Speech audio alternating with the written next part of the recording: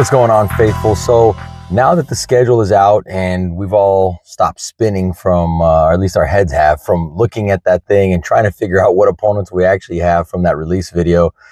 Creative. I'm not going to say it wasn't creative, but yeah, that thing was kind of tough to follow.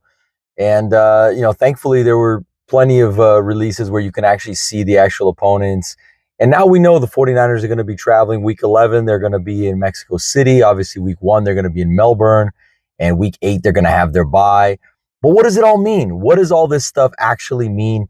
And so today I wanted to get into how much this schedule plays a role, if any, on this roster and how much of the young players and the utilization of these young players we're going to have. So before I do that, though, thank you so much again for joining me. I am Guy Deal, and this is the Niners on the Go podcast. Thanks so much, you guys, for liking and subscribing. I really appreciate it. Helps grow the channel, of course, and helps me continue to talk about red and gold, which is what I love to do, and I know it's what you love to hear. So let's talk about it. I mean, what's going on with this schedule, and is this a good schedule? I actually think this was a good schedule. This could have been much worse.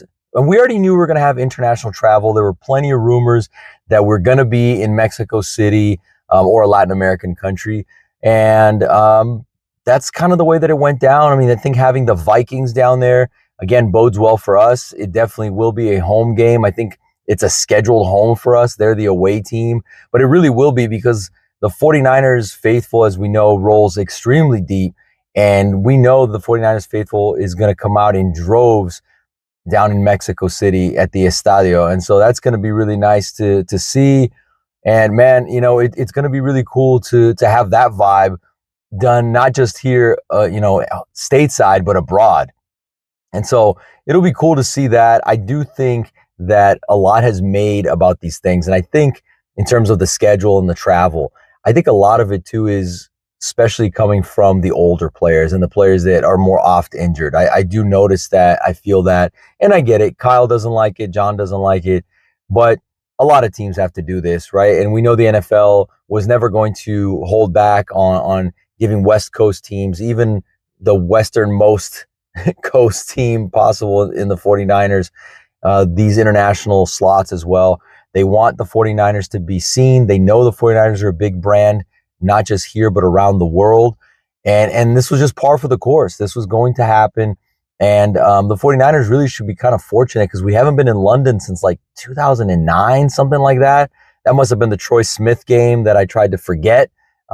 Just really, really tried to forget, but it's hard to. We did win it. So I think that was the last time I remember. And I think it was against the Jags, who always seem to go to London. I think are going again this season. And so, getting back to the main theme of today, what this means for this roster and how the 49ers can best navigate this thing. Like I said, I know the older players don't like it. They don't like the travel. Obviously, doing this much travel and even doing it the way that the guys do it, where, these guys aren't flying the same exact way as we are. It's a little bit more comfortable, but still, these guys get injured a lot. These guys have to deal with recovery, and going abroad and traveling in an airplane many miles, thousands of miles, is not exactly the best way to do that. But now that we know what it is, how can the 49ers best navigate it? I do think, and I thought this going in, that utilizing the young players was going to be more key this season than ever before. That's why, getting a Kalen Black where the 49ers got him maybe seemed like a reach to a lot of the experts and the folks that are in the national media that don't watch the 49ers closely and just assume that they're going to keep feeding the rock to CMC and that's going to be great and he's just going to last forever because he's a cyborg. We know that's not the case, right? That's not reality. And so the 49ers needing to get younger at running back was important. Now, how much Kyle will utilize him, that's where, again, it's a topic for much polarizing debate amongst the faithful, as we know. I still think that overall, they want their goal, John and Kyle's goal, is to win it all. And so if that's the goal, they know they need to navigate this 17-game season with now 2 international games, 5 primetime games again. And I said this on past episodes, but the 49ers, again, with lots of primetime slots. So guys are going to be up for that game, and the expectations are obviously as high as can be for this season. So it's not like the 49ers won't value or they'll devalue the regular season, but how you navigate your wins and losses and each game, each quarter is really pivotal to how you're going to do in the playoffs and beyond and get to that big prize at the end that we all want. So, really what I think is not just talking about Kaelon Black and how he can basically give CMC a blow from time to time, but also what about at other positions? What about other spots? I mean, the 49ers did a great job, I thought, this offseason in fortifying that defensive line. I think that defensive line now has waves of it, right? You have guys coming even off the practice squad and guys that you just signed, a couple of guys who I really think can make this team, guys like James Thompson II, a really big dude. I think he's going to be more of, hopefully, I think the other day I wrote that he could be like an Abreu Franklin type of guy. I do think that, being a run stuffer with the ability to maybe threaten the pass a little bit, but just being a big run stuffer, gap stuffer, a guy that you could bring off your practice squad really, and he can spot start a few games, and you're not losing so much because there's enough premium ability there to do that one skill. I think he could be really good at that. He had a great Shrine Bowl, and I do like his tape a lot. And so that's a guy, again, that's an undrafted free agent, but obviously guys like Grayson Halton, guys that you're going to bring in to, and if you want, you can kick in Mykel Williams, which I'm a big proponent of, especially not just in passing downs, but especially in certain packages where you're going to have Romello Height in there a lot. I think I've talked about this, but Romello is listed as a defensive end right now. I think the 49ers do view him as an every down pass rusher. I don't think that they view him just as a NASCAR package guy, as a DPR, as they say. I think they think that he can turn into, and he can bulk up a bit, or that he's just good enough now and he can develop even more as a great run stuffing edge, as well as obviously an excellent bend around the corner edge rusher in the passing game.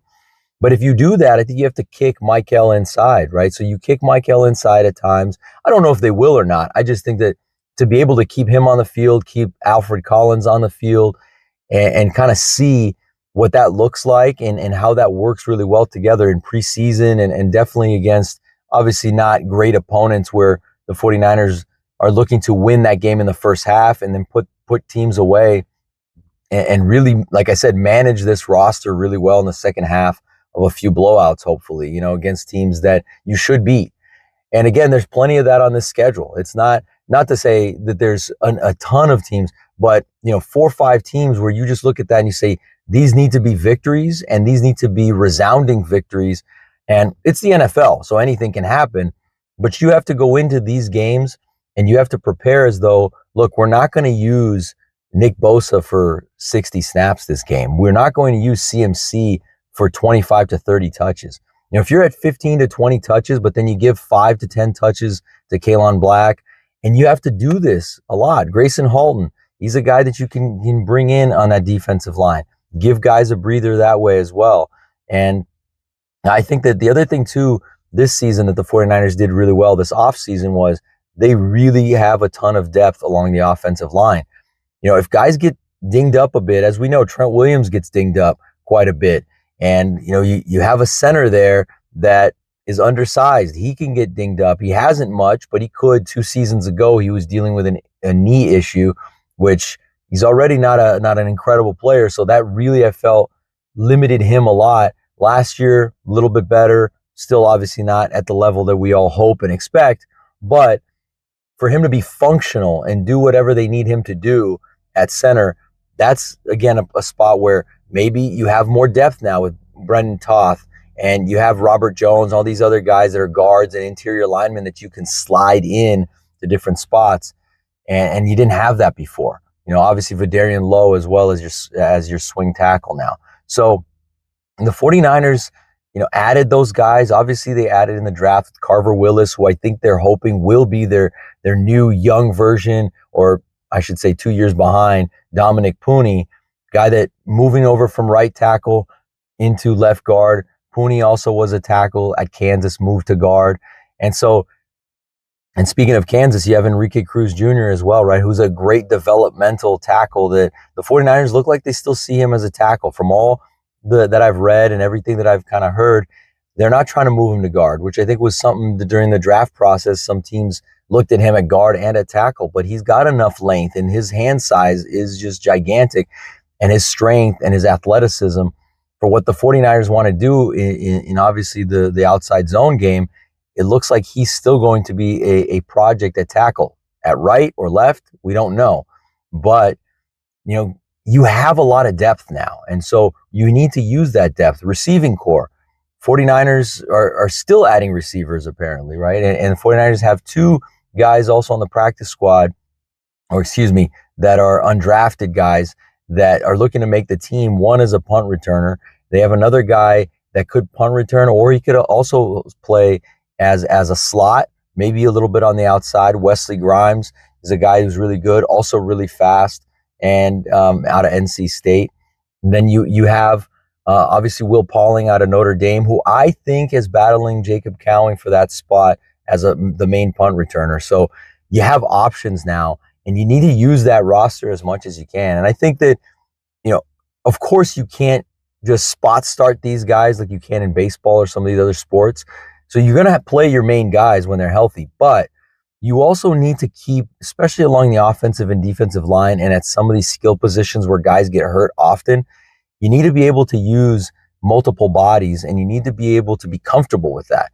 So I think compared to the last couple of years, I think the 49ers have built up a depth with not just these older offensive linemen that they signed, or I shouldn't say older, but these veteran offensive linemen that they signed, but also some of these defensive linemen they signed, as well as drafting. You got Oso Digizua you just traded for, but you also drafted Grayson Halton and Romello Height, obviously. So this defensive line is the youngest portion of the main trenches, obviously, but they have plenty of depth, I think, now especially on the interior of that line, to withstand things. So what else can they do? They could add to the outside, of course. They could, Joey Bosa's name is still out there. They could still do a few things that way. But to me, like I said, the main key in making a deep run in the playoffs will be finding ways to get these younger guys in the game more. I don't think a guy like Jalen Duggar is going to play much, or Enrique Cruz. I don't think that's the vision. But I could see Carver Willis being your left guard. I could see, obviously, Kalen Black playing a lot more than we've seen backup running backs play in this system. You're going to have to rely on some of these backup tight ends as well. I think the 49ers I think they like Braden Willis a lot more than the rest of us have seen him. I think the tape that he had going back to college a few years back was better than what we think. But I think they like this kid Khalil Dinkins too out of Penn State.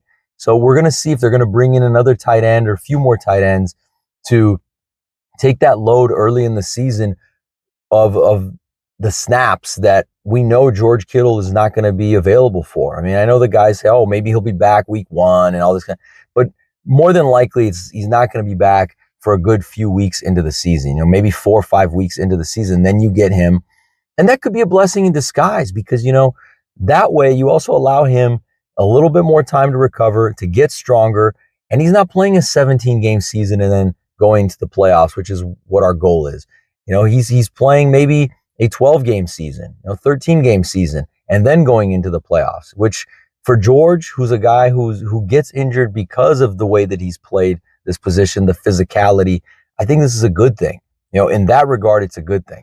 And so you're going to need to rely on some of these guys. Jake Tonjes did a great job, but you can't just throw Jake out there and say, we're going to use you primarily to do everything that George could do, because he's not going to be able to. Not that a guy like Dinkins coming in, as an undrafted kid can, but you can rotate these guys in. One idea that I thought was kind of interesting is you also have a great blocking wide receiver, obviously, in Dejon Stribling. And not that he's going to be your tight end, but it'll be interesting to see how Kyle uses him. And I've said this before, that they lined him up at Ole Miss in the backfield a lot. Sometimes they lined him up like in that fullback spot, and he'd kind of run across the formation, and he'd be picking up guys that were the outside linebacker, D-end hybrids. And so you don't want your second round pick, your first pick in this draft to do that, to be doing that kind of work, when really you view him as a guy that's a vertical threat. But it's good to know that he has that type of versatility as well, and that amount of strength that he could potentially do that for you if you need him to do that in certain situations. So I do think that this roster sets up in a way where John and Kyle, especially Kyle, obviously, is going to utilize it much more with these young guys than he has before. And we'll see how they keep guys fresh. I'm a little bit more optimistic on the defensive line because of the youth that's there than on the offensive line. I think offensive line, you have to do all you can to protect Trent Williams, of course. He's your most aged veteran on that squad. And, so if there's anything kind of lingering, you have to hold him out because you don't want to. The 49ers don't have a great record when Trent doesn't start, but you got to be thinking about the long game. Much the same way you put Mac Jones in there last year, and Mac did a hell of a job in those 8 games, won 5 of them. You got to be able to trust the depth that you did sign along this offensive line and utilize some of these vets that you signed, but also trust some of these other guys too. Like I said, like Carver Willis and some of these other younger guys that you just drafted to see what they can do. And I'll leave you with that. Thank you so much, you guys. I really appreciate it. Can't wait to bring you guys some more content as it becomes available. Thanks so much. Take care, Faithful.